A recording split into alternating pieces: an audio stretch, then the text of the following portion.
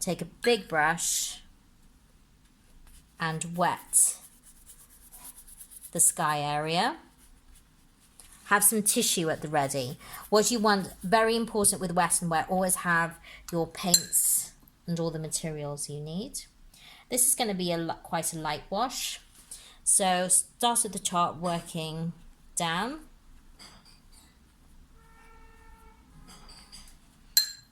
And if you feel that's not strong enough, you can go again.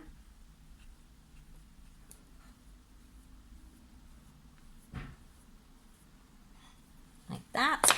Then take your tissue and notice that these sort of clouds are a little bit diagonal, so I would make them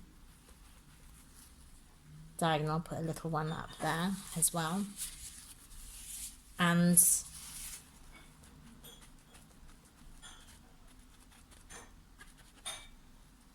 don't do too much. If you want to make smaller clouds, just a tip, twist your tissue. If you want to make long and thin ones, and just dab them on like that. We're going to leave that to dry at the moment, leave the house, and then work our way down onto the foreground. And what I would like is that you wet that in the same way. And then we're just going to put on some blues and greens.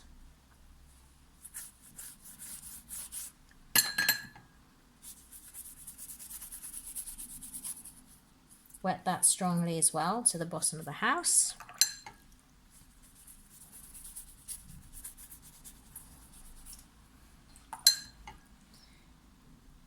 And then I would start with some raw sienna down the middle. Got some darker here. You don't really want to follow it. Can you see I'm doing this quite messily? Don't forget to have your paper at an angle. Put something underneath the top of it. And then I would mix, just for fun. This is lemon yellow with cerulean. And then I'm just going to pop some lemon on the top. Don't forget watercolour finishes, dries 50% lighter. So don't worry about making it bright.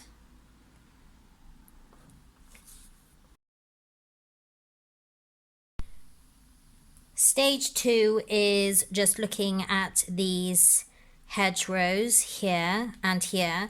Now I've just put a little bit of sketchy, scratchy masking fluid along here and along the fence. I've actually taken this masking fluid off here. We're going to start with Chinese brush and the lightest green, which is a mix of your lemon yellow and cerulean. You could feel free to mix other greens. Try the cerulean with a cadmium or with the raw sienna, and see what different greens that you can actually get. So this brush acts as an ink while it holds a lot of water, and I'm just going to use the tip, and I'm just going to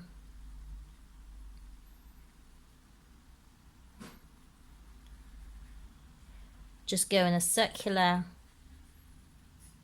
motion, because I want to have some highlights on the left. Not so bothered about the ones on the right, because obviously that's where the shadow is. And the problem is that there was a hedge right here in the middle. So I don't want that here. So I'm going to bring that up along here a bit. And then I'm going to go very quickly while it's still wet. So don't go up here yet.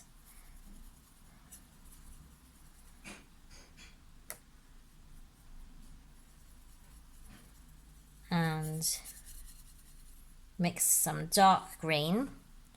And then just, sorry, preparation is key. This is where preparation comes in. So don't forget to do that and have your greens mixed at the ready. And then while it's still wet, she said, hopefully, just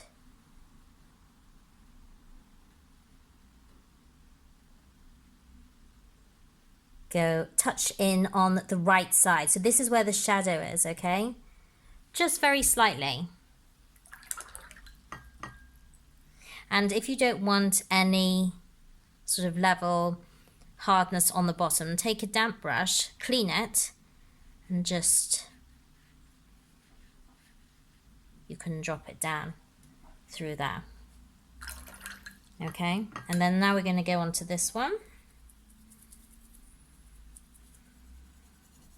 So go back to your lighter green.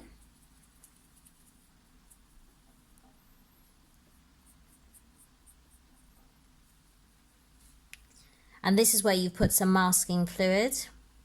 So you can just, if you sort of paint in a sort of light scratch. So I'm holding it right at the top. Just, I'm not using it, the brush on its side. I'm using it on its tip. So I'm just going in a sort of a circular motion, or you can try other different methods. Basically, I'm just not going into it because I want these little bits of white coming through, and then put in the darker green. And what you'll see here is you'll see trees go in circular areas. So there's a round area here with darkness underneath, darkness under here, darkness under here. So I'm just going to put this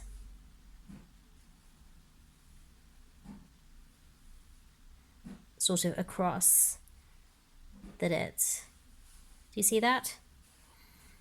And not too much.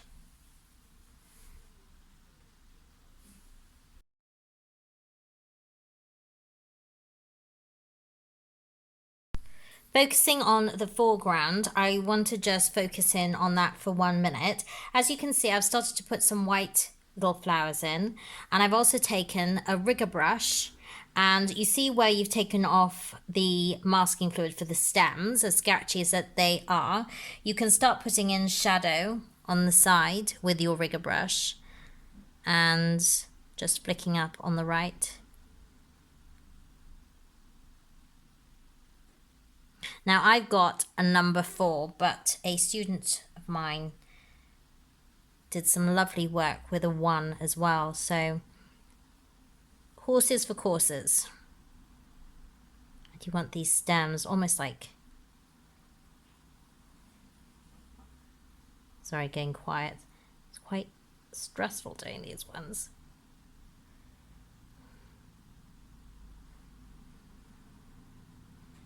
Takes a little while. This bit is probably the most time consuming. So once you put in those stems, then I want you to take your gouache, take a small brush, and just put in dots over in patches over the stronger color. And please note that I have made it in different sizes. They're going a little smaller up here and here, and also I've put them in clumps, and you can overlap them as well.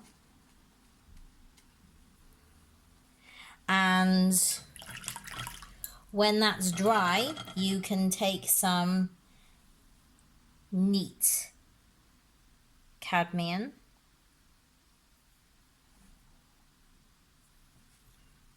and just put it, little dots in the middle. You have little daisies.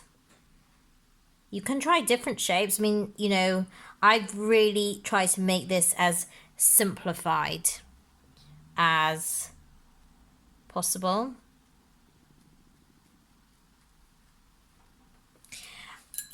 And then for the pièce de résistance, you want to get these sort of little heads. And so I've used a stiff brush. Actually, any stiff brush. I use this one is just an old student brush that's quite stiff when you touch it. And this actually is my taking out brush, but it's multitasking because I can use it for a sort of a stippling effect. And I will show you. So you want to have loaded up. Take off, if you need to take off a little bit of excess fluid. And then what we're going to do is just dab in clumps.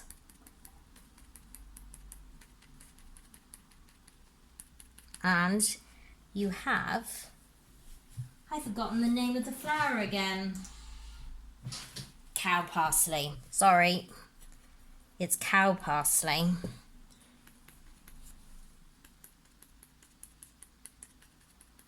And you get a very nice stippling effect over it.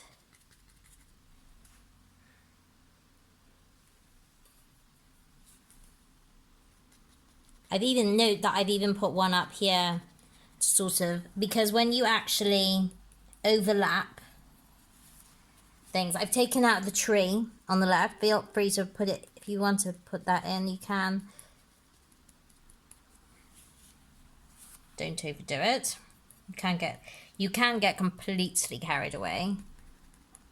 But make sure that you keep loading up so it's quite thick, because you want it to stand out as well. And there's some green there as well, so you can mix some of the lighter or darker green with the white.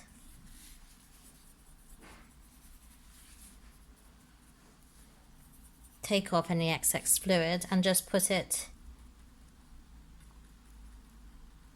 underneath. Do you see that? And then you have a little bit of shadow. I wouldn't do it on all of them, just a few, otherwise you can get a bit carried away. And so that's basically the front done. And then you wanted to mix some of a purpley mix. So I'm using alizarin and the cerulean.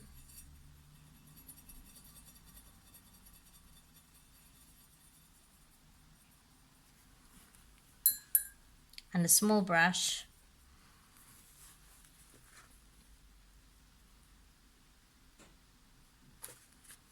Take off some excess fluid.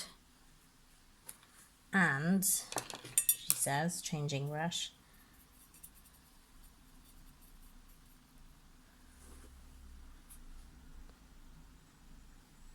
Put those little panes in.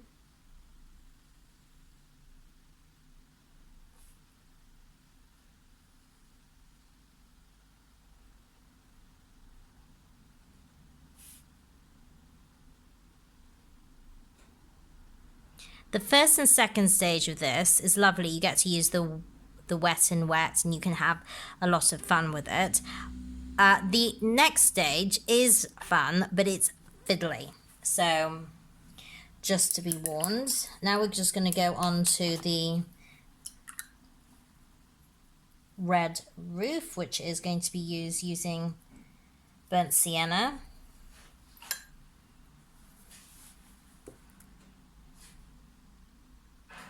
I'm not going to go over the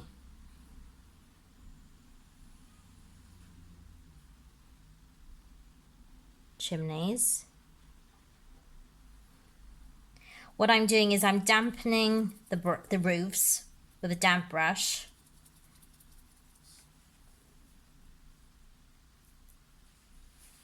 And then I'm going to drop burnt sienna into it.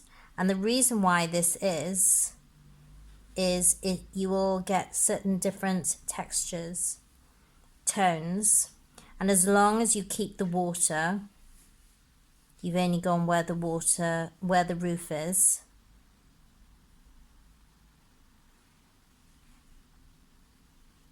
That's the only place that the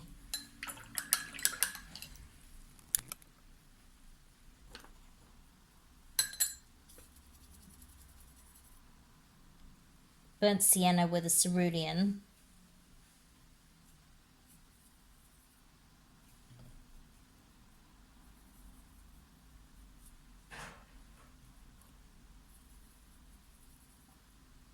to make a little bit darker brown.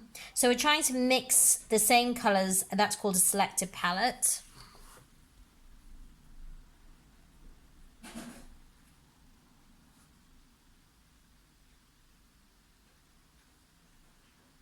And you see I put some masking fluid along there just to make sure that it gets some highlights. We've got some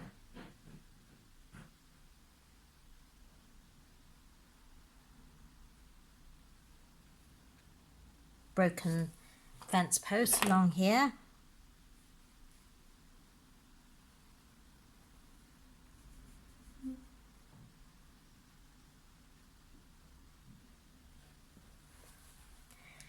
And I'm going to just let that dry, and we're going to mix the purple, and then we're going to put these chimneys in. I'm going to take off the masking fluid, and I think that is it. That's the last stage.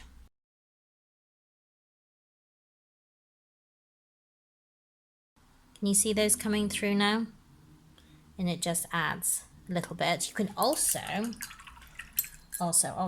use gouache white.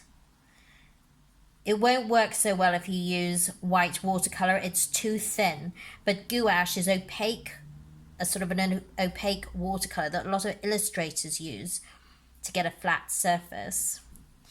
And if you want to add more white stems, you can. And say, for example, you wanted to put those fork-like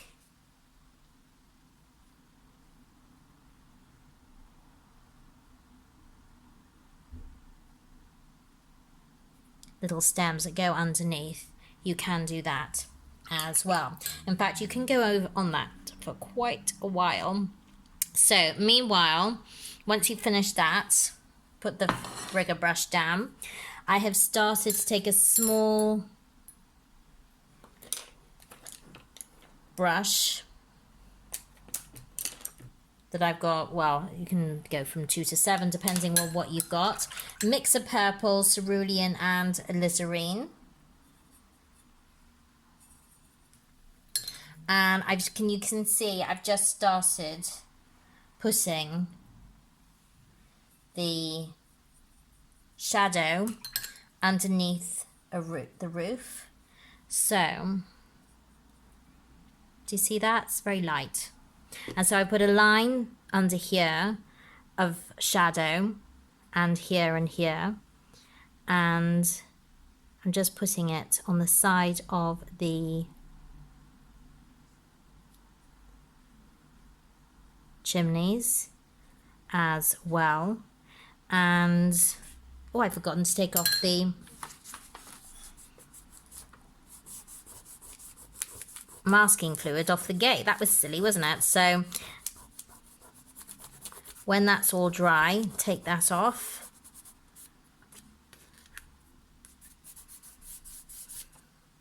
And then you can use those small brushes. You could even go back to your rigger if you want. Oh, don't splodge the roof.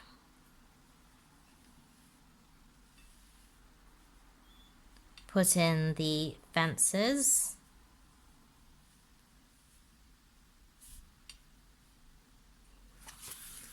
Like that. I quite like these squiggles. I don't mind those at all. And I think we're just about finished, actually.